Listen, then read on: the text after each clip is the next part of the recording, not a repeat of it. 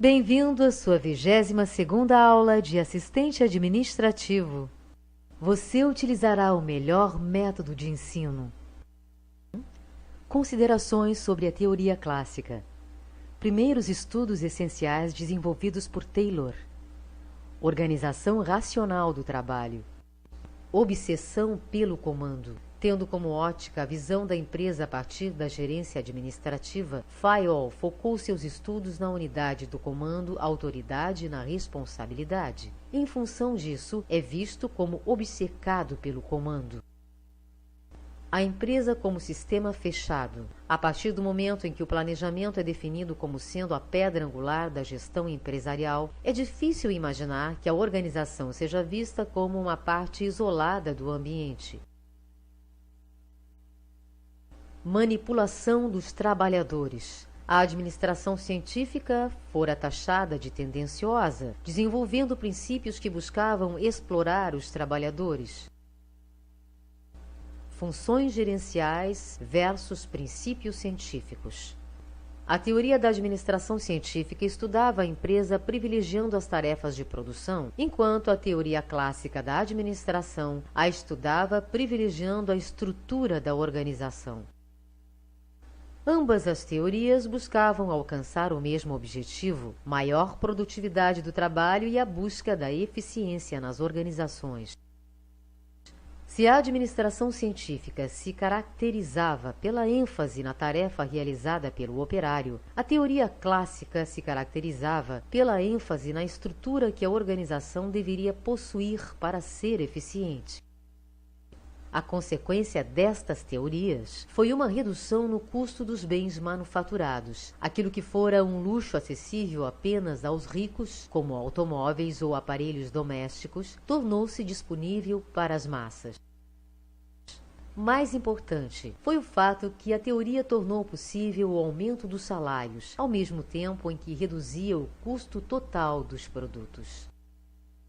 Você já escutou falar em Taylorismo? Puxa, preste atenção, porque muitas de suas teorias são utilizadas dentro das empresas.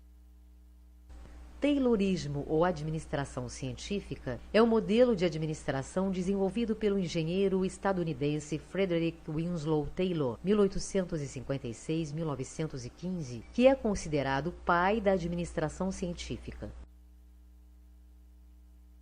Existem diversas teorias, mas neste curso nós falaremos apenas destes dois grandes homens. Vamos ver então o que é Taylorismo. Primeiros estudos essenciais desenvolvidos por Taylor. Em relação ao desenvolvimento de pessoal e seus resultados, acreditava que oferecendo instruções sistemáticas e adequadas aos trabalhadores, ou seja, treinando-os, haveria possibilidade de fazê-los produzir mais e com melhor qualidade.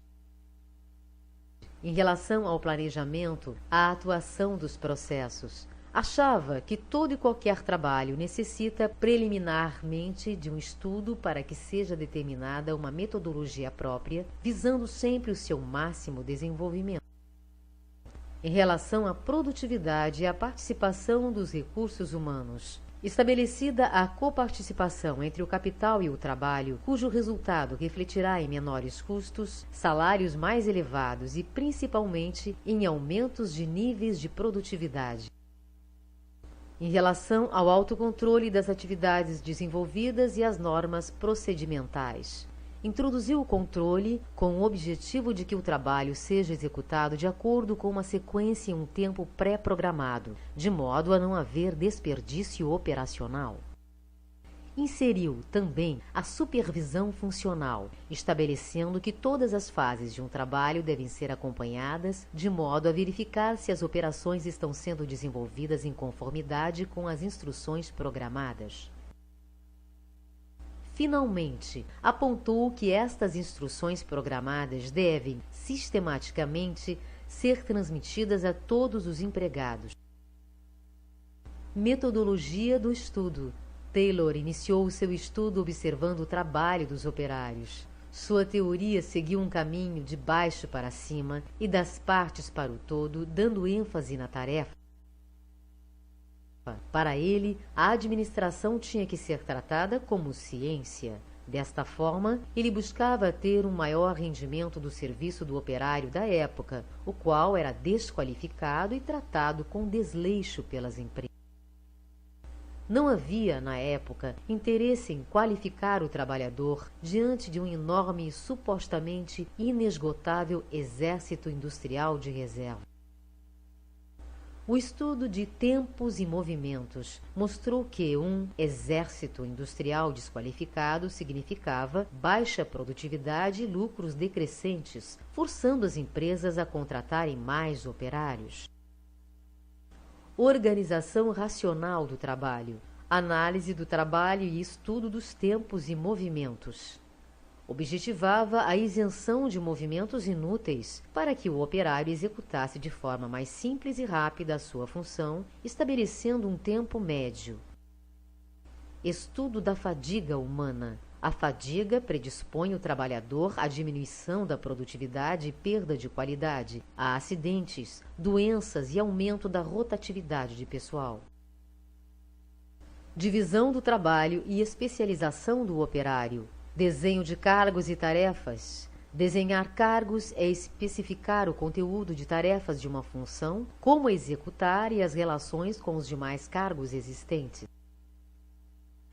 Incentivos salariais e prêmios por produtividade, condições de trabalho. O conforto do operário e o ambiente físico ganham valor, não porque as pessoas merecessem, mas porque são essenciais para o ganho de produtividade. Padronização. Aplicação de métodos científicos para obter a uniformidade e reduzir os custos. Supervisão funcional. Os operários são supervisionados por supervisores especializados e não por uma autoridade centralizada. Homem econômico. O homem é motivável por recompensas salariais, econômicas e materiais. A empresa era vista como um sistema fechado, isto é, os indivíduos não recebiam influências externas. O sistema fechado é mecânico, previsível e determinístico. Porém, a empresa é um sistema que movimenta-se conforme as condições internas e externas. Portanto, um sistema aberto e dialético. Princípios da administração científica. Taylor pretendia definir princípios científicos para a administração das empresas. Tinha por objetivo resolver os problemas que resultavam das relações entre os operários. Como consequência, modificava-se as relações humanas dentro da empresa. O bom operário não discutia as ordens, nem as instruções, fazia o que lhe mandavam fazer. A gerência planeja e o operário apenas executa as ordens e tarefas que lhe são determinadas.